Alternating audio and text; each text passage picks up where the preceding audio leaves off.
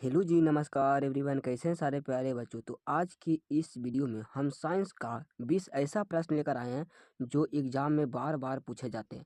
तो इस वीडियो को आप लोग शुरू से अंत तक जरूर देखिएगा और सभी क्वेश्चन को आप लोग जल्दी से याद करिएगा, क्योंकि हर साल एग्जाम में पूछे जाते हैं। तो दम इम्पोर्टेंट सवाल है, तो इस वीडियो को आप लोग मिस मत कीजिएगा और दोस्तों के पास ज़्यादा से ज़्यादा शेयर कीजिएगा। तो अब चलते हैं क्वेश्चन की ओर। आप लोग का आंसर पता तो आप लोग कॉमेंट बॉक्स में देते चलिएगा। तो चलते हैं क्वेश्चन की ओर। पहला नंबर सवाल है कि किसी उत्तल लेंस की फोकस दूरी हमेशा होती है। उत्तल लेंस की फोकस दूरी हमेशा क्या होता है? तो धनात्मक होता है। कैसा होता है? धनात्मक होता है। याद रखिए, करेक्ट आंसर ये है। अगर पूछेगा कि अवतल अवतल दर्पण की फोकस दूरी कैसा होता है, तो ऋणात्मक होता है। कैसा होता है? ऋणात्मक होता है। याद रखिएगा, ये दोनों एग्जाम के लिए इंपॉर्टेंट सवाल है, क्योंकि हर साल इसमें से एक सवाल तो पूछा जाता है। तो इसका आप लोग याद रखिएगा, याद नहीं है तो कॉपी में नोट कर लीजिएगा। तो चलते अगले नंबर सवाल की ओर।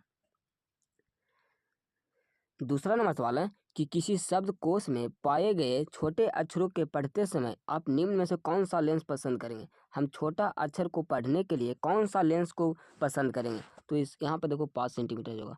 5 सेंटीमीटर फोकस दूरी के एक उत्तल लेंस का पसंद करेंगे। करेक्ट आंसर क्या हो जाएगा? सी हो जाएगा। याद रखिएगा, एकदम मोस्ट इंपोर्टेंट क्वेश्चन है, क्योंकि हर साल रिपीट होता है।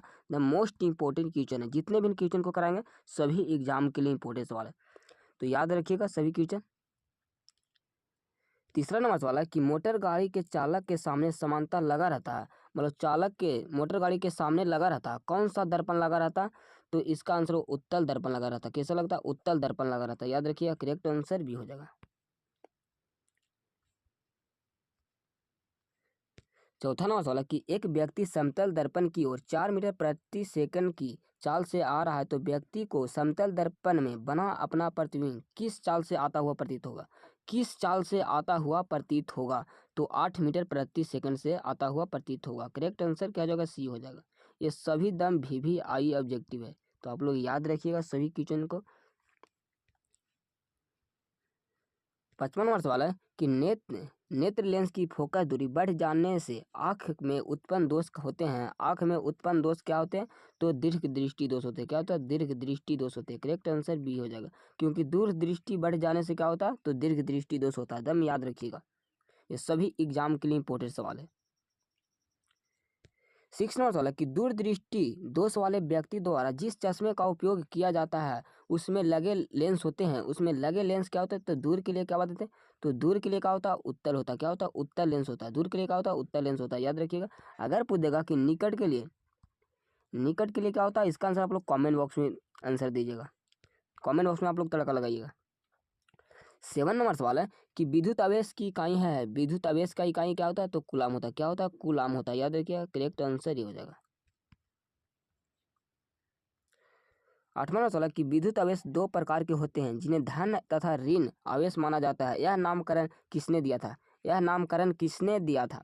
तो इसका आंसर है बेंजामिन फ्रैंकलिन ने दिया था। बेंजामिन फ्रैंकलिन ने दिया था। करेक्ट आंसर क्या हो जाएगा? डी हो जाएगा।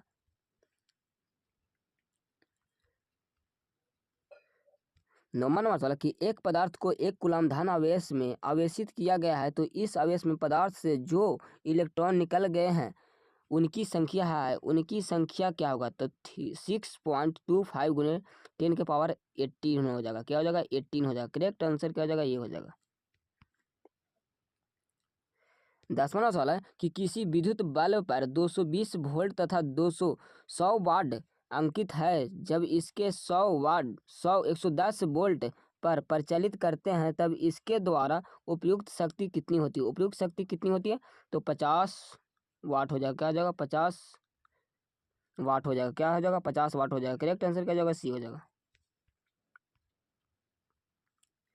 11वां सवाल है कि विद्युत चुम्बकीय प्रेरण की परिघटना है। विद्युत चुम्बकीय प्रेरण की परिघटना क्या है?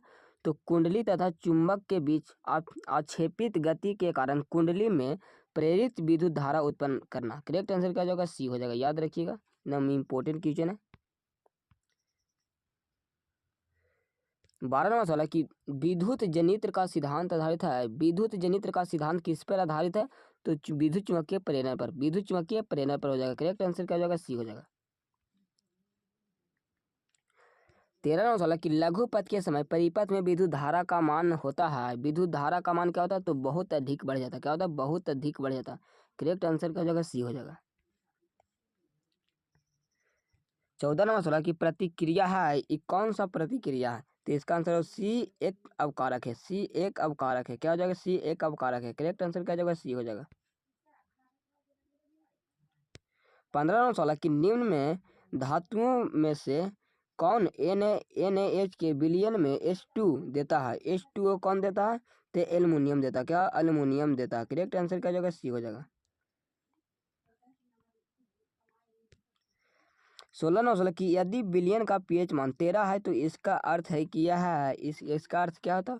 तो 7 से अधिक क्या होता? क्षारीय होता। क्या होता? क्षारीय होता। तो क्षारीय क्या होता? परवल भास्मिक हो जाएगा। क्या हो जाएगा? परवल भास्मिक हो जाएगा। करेक्ट आंसर क्या हो जाएगा? डी हो जाएगा।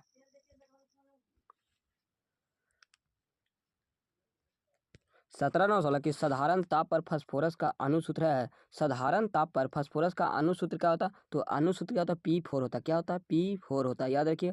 करेक्ट आंसर डी हो जाएगा। पीतल में है, पीतल में रहता है। पीतल में क्या रहता है? तो कॉपर और जिंक रहता है। क्या होता है? कॉपर और जिंक रहता है। करेक्ट आंसर क्या हो जाएगा? बी हो जाएगा। कॉपर कितना होता है? तो कॉपर होता है 70% होता है। याद रखिएगा। और जिंक रहता है कितना?